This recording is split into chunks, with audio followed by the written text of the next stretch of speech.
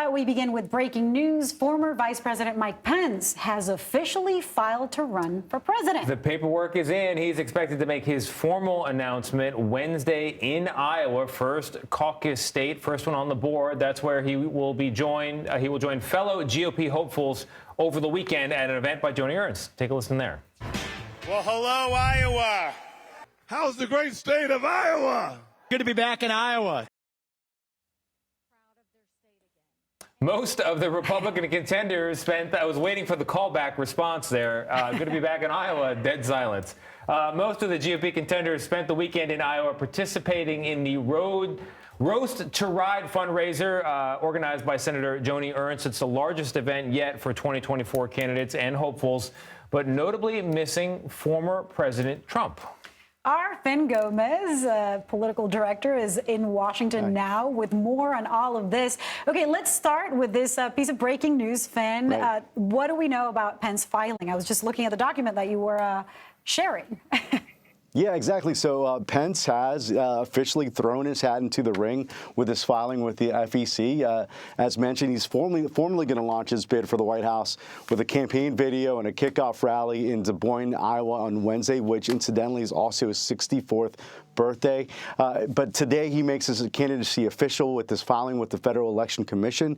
And while his former running mate, Donald Trump, is currently leading the early fight for the nomination, for the Republican nomination, with Florida Governor Ron DeSantis consistently in the second place, Pence advisors that I've spoken to say that there's a lane for a traditional conservative who represents many of the previous administration's policies that are popular with the MAGA base, but without the Trump baggage, if you will. He also has strong ties, they say, his advisors say, with the evangelical vote, an important block of caucus voters there in that early state of Iowa, where he spent, as you mentioned, spent time at the Joni Ernst's Roast and Ride. He was the only one of the contenders to be on that bike, an image that his advisors were very proud of, very important for that potential Republican voter there in Iowa. About 1,000 people showed up to that cattle call.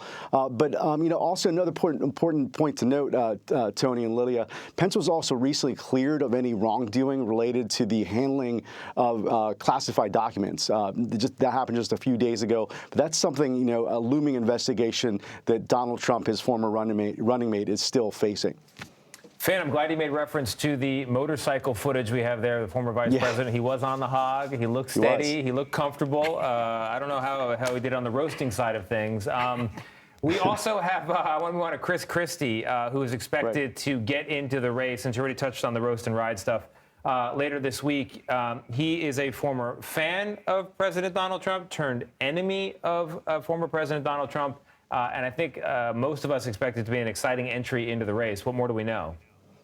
Yeah, he's expected to jump into the race tomorrow night in New Hampshire. A big part of his strategy will be the Granite State, where there's a big percentage of independent voters, that vote in that Republican primary. But yes, he has been a vocal critic. He was a former political ally of Donald Trump, but now he's been the most vocal critic. He's expected to be that vocal critic still.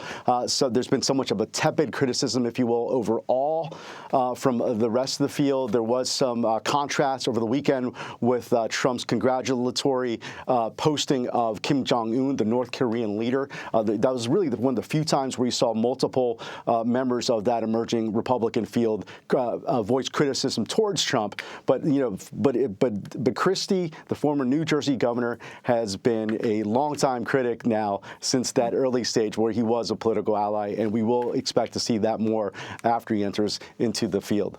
Yeah, he knows how to throw noun against verb as well. He'll be saying some things, and it's going to be interesting. Fin Gómez, thank you very much. Thanks, guys. Appreciate it.